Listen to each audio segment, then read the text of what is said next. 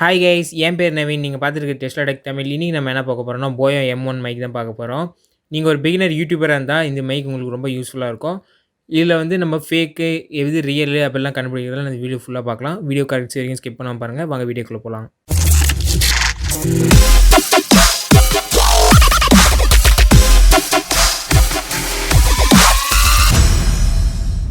Guys வாங்க இப்போ வந்து நம்ம போயோ M1 மைக் வந்து அன்பாக்ஸ் பண்ணிக்கலாம். ஃபஸ்ட்டு வந்து நம்ம எப்படி ஃபேக்காக ஒரிஜினல்னு கண்டுபிடிக்கிறது எப்படின்னா, நான் வச்சுருக்கேன் பார்த்தீங்களா ஃப்ரண்ட் பேஜில் இந்த மாதிரி அது ஒரு QR கோட் காட்டுறேன் பார்த்தீங்களா, அங்கே அது வந்து உங்களுக்கு வந்து சேமாக வந்துச்சுன்னா உங்களுக்கு வந்து ஒரிஜினல் சொல்கிறாங்க. அது வேறு மாதிரி வந்துச்சுன்னா ஃபேக்குன்னு சொல்கிறாங்க. பாக்ஸ் வந்து சேஞ்ச் பண்ணலாம். நீங்கள் வந்து 2022 வந்து இந்த மாதிரி கொடுப்பாங்க. 2023 வேறு மாதிரி கொடுத்தா நீங்கள் வந்து அந்த வெப்சைட்டில் போய்ட்டு அஃபிஷியல் வெப்சைட்டில் போய்ட்டு சர்ச் பண்ணி பார்த்துக்கோங்க. நம்ம பாக்ஸ் ஓப்பன் பண்ணி ஒரு சின்ன பேக் மாதிரி இருக்குது. வாங்க அதில் என்ன இருக்குன்னு பார்க்கலாம். அதில் வந்து போயான்னு எழுதியிருக்காங்க. போயான்றது அவங்களோட கம்பெனி நேம். அதில் போயான்னு மென்ஷன் பண்ணியிருக்காங்க. ஓப்பன் பண்ணி நம்மளோட போயா M1 மைக் கொடுத்துருக்காங்க. உள்ளே வேறு என்ன கொடுத்துருக்காங்கன்னா, ஒரு ஜாக் கொடுத்துருக்காங்க. அப்புறம் ஒரு ஸ்பாஞ்ச் கொடுத்துருக்காங்க. அதுக்கப்புறம் ஏதோ ஒரு சின்னதாக ஒரு கார்டு கொடுத்துருக்காங்க போயா அப்படின்னு. ஓகே, அதெல்லாம் நம்ம ஊற வச்சுட்டு நம்மளோட என்னென்ன கொடுத்துருக்காங்கன்னு பார்க்கலாம். ஒரு ஜாக்கு அது வந்து எதுக்கு யூஸ் பண்ணலான்னா, நம்ம வந்து DSLR கேமரா இப்போ யூஸ் பண்ணுறோன்னா, அது DSLR கேமராவில் வந்து நம்ம இன்சர்ட் பண்ணி நம்ம பேசுறதெல்லாம் அது கேப்சர் பண்ணிக்கலாம். நம்ம வந்து ஃபோன் தான் யூஸ் பண்ணுறோம். நம்மளுக்கு அது தேவைப்படாது. அதை நம்ம உள்ளே வச்சுக்கலாம்.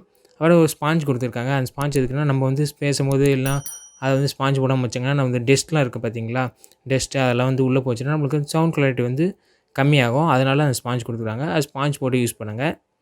அது ஸ்பாஞ்ச் எப்படி போடுறதுன்னு பார்க்கலாம் வாங்க. ஸ்பாஞ்சை லைட்டாக எடுத்துகிட்டு ஒரு 2 டர்ன் பண்ணுறேன். அதில் வந்து ஸ்பாஞ்ச் வந்து உள்ளே போயிடுது பாருங்கள் ஈஸியாக.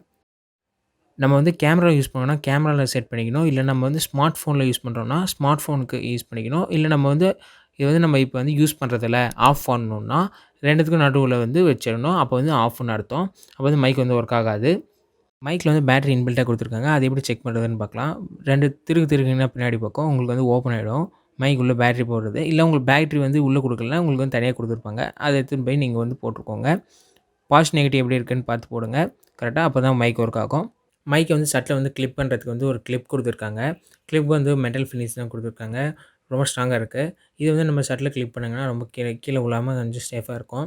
அண்ட் நம்மளுக்கு வந்து ஒயர் வந்து கொஞ்சம் லென்த்தாக கொடுத்துருக்காங்க. லென்த்தாக கொடுத்துருக்காங்க ரொம்ப யூஸ்ஃபுல்லாக இருக்கும்.